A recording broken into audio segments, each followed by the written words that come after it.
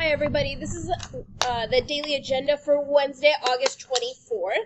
So for today, I'm going to be showing you how to complete the Marigolds reading comprehension assignment. In order to do that, I'm going to spend a little bit of time talking about reading comprehension before I get to the actual assignment. Let's begin.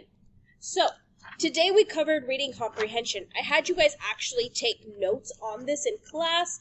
I prefer Cornell note style, but any style of note-taking is fine. I will have a note-taking workshop in the future. So, taking notes. I had you guys take notes on what is reading comprehension. Reading comprehension, the big gist of it, the definition, is that it is strategies that can help you make meaning of words on a page, okay? They are strategies that are going to make sure that we understand what is going on when we read. There are 5 of them. We are going to cover them, okay? These are the 5, but I'm going to go through them one by one. You can read this on your own. Remember, this is in Google Classroom under Daily Slides and Agendas. Okay, so the first strategy out of 5 is visualizing. This is making a mental image of what you are reading. So, being able to understand, for example, when I say the word apple, seeing that apple in your head. Not everybody can visualize the same way, so not everybody sees the apple in their head. Some people see the word apple. Other people don't have an image. Rather, they just hear the word apple. But if you can take time to really visualize and picture what is happening, it will allow you to understand complex descriptions, okay? So for example, the sentence, I can picture Tom Sawyer painting a fence on a sunny day. That is visualizing. What do you see? Do you see the sunny day, the second half? Or do you see Tom Sawyer? Or do you see the fence? It depends. Everyone sees different things. So this is strategy number 1. Strategy number 2, making, confirming, and revising predictions. This is just using clues in the text with what you already know, your background knowledge, to find out what is going to happen next, okay? So in fiction, if you can make a prediction about what's going to happen, you're already on top of it, okay? Next, the third strategy is asking and answering questions. So, for example, always just asking questions. Ask yourself, why doesn't Frederick Douglass know when he was born? Being able to ask a question is critical. Rereading. Just go back and reread in the text. If you can reread in the text, it's crucial. Okay, it will change your experience on how you read. Lastly, summarizing.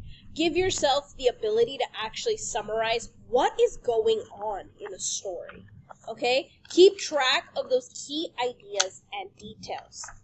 Alright, so that was the presentation I went over today. If you're confused by any of it, of course, come see me during tutoring. I will break this down further for you.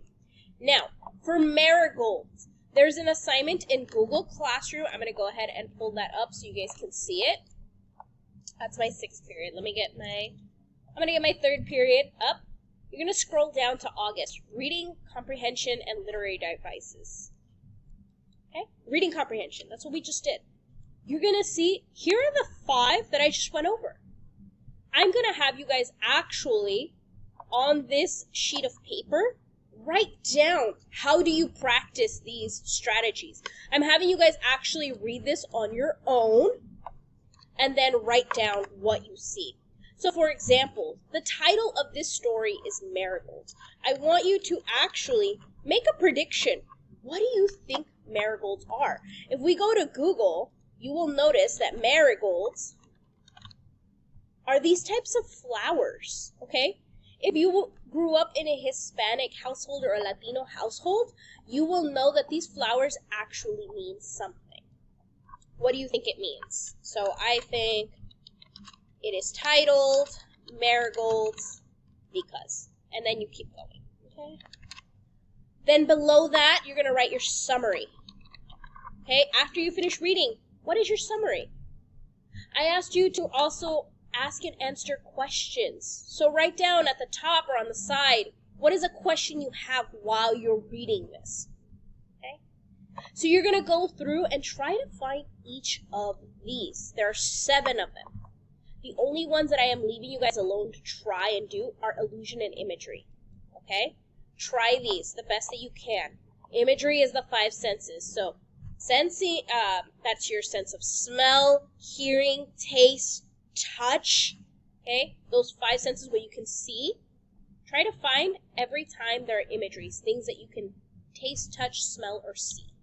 Alright? You're just labeling this time. I just want you to be able to find them.